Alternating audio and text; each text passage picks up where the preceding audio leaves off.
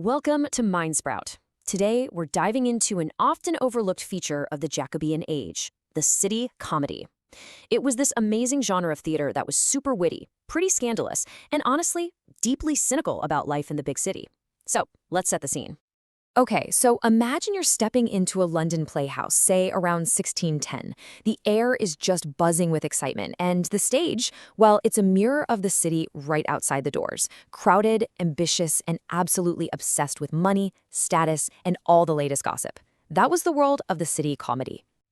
These plays feel so contemporary, right? All these anxieties about debt and social pressure. You have to wonder, where did they even get their start? Well, to answer that, we've actually got to go backwards in time to a completely different kind of stage. We're jumping way back to the Middle Ages to meet the direct ancestor of the city comedy, the medieval morality play. And trust me, it was a whole different ballgame. So the setup for a morality play was pretty simple but really powerful. You've got your main character, an everyman, who's supposed to represent, all of humanity. And then you have these other characters who aren't people at all, but ideas. We're talking virtues like chastity and mercy, literally fighting against vices for that person's immortal soul. And this is the key concept right here. Sin wasn't some abstract thought. It was a physical actor you could see and hear. When lust or greed was trying to tempt the hero, there was a performer in full costume right there on stage, whispering in their ear. It's kind of wild to think about. And who were the main antagonists? Well, the A-listers of evil, of course, the 7 deadly sins. They were the villains for sure, but they were also usually the most entertaining characters, the ones who got all the best lines and the biggest laughs from the crowd. And they were not subtle about it. Just take this line from the character Sloth in one of the earliest morality plays. He's literally telling the hero, hey, the church bell's ringing, just lie still, don't worry about it, go ahead and skip church. The message was crystal clear. And this is maybe the most important thing to remember. The conflict in these plays was just massive. It wasn't about losing your money or your reputation. It was about losing your soul forever. The stakes could not have been higher. But then the world changed. The 16th century saw these huge social earthquakes that completely reshaped what people worried about, and naturally, what they wanted to see on stage. You had the Reformation, which challenged all the old religious certainties. London's population just exploded, turning it into this crazy, crowded commercial hub. For the first time, permanent public theaters were being built, creating a brand new entertainment industry. And on top of all that, a new middle class was rising, one that was way more concerned with their bank account than with the afterlife. And all this upheaval created a whole new set of anxieties. All of a sudden, everyone was worried about cash, about credit, about the terrifying idea of ending up in debtor's prison. Social climbing became this national sport, and right along with it came the fear of falling right off that ladder. So in this new world, vice started to look a little different. It wasn't just about making God angry anymore. It was about what your neighbor was up to, who owed money to whom, and who was getting ahead in the world. Sin was basically moving out of the church and onto the city streets.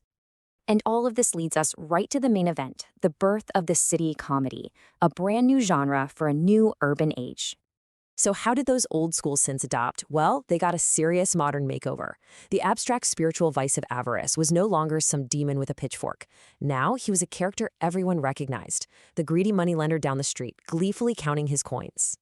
This one is a perfect example of the change. The sin of pride wasn't just a vague concept anymore. She became a he. The stylish young man strutting around London, showing off his fancy new clothes that he absolutely could not afford.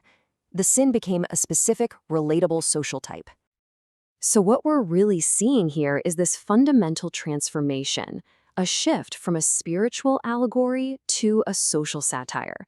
Let's actually break that down side by side. Okay, just look at this comparison. The setting shifts from some abstract world to the very real, gritty streets of London. The characters, they go from being personified vices to being social types you might actually meet. The conflict is no longer this cosmic battle for your soul, but a social battle between you and your neighbors. And the stakes? They've gone from eternal damnation to very earthly disasters, bankruptcy, being cheated on, public humiliation. This quote just sums it up perfectly. The new hells that people were afraid of weren't underground and full of fire. Nope, they were right there in London. Tyburn was the place for public executions. The counters were the dreaded debtors' prisons. And the Spittal, well, that was the hospitals for the poor and sick. The fears had become terrifyingly real and local. So why does all this theatrical history matter? What does it tell us about the world back then? And maybe, just maybe, about our world now? Well, when you get right down to it, a society's entertainment is like a mirror. The villains and the vices that you put on stage, well, they reveal what you're most afraid of, what you're collectively wrestling with as a culture. And the shift here couldn't be more stark. The central anxiety of the medieval world was spiritual and eternal. By the Jacobean era, it had become social, economic, and immediate. It's a fundamental shift from fearing God to, well, fearing your creditors. So you see, these plays were so much more than just a good time. They were a society's way of processing the birth of modern capitalism, of urban life, of a whole new kind of social pressure. They basically captured a world in the middle of a nervous breakdown and somehow managed to turn it into comedy. And that, of course, brings us right up to the present day. I mean, think about the shows, the movies, the stories we all consume now. What are the modern-day sins that fascinate us, that scare us the most? And if our stage is also a mirror, what do those vices, the ones we just can't stop watching, what do they reveal about our deepest anxieties today? What does that say about us?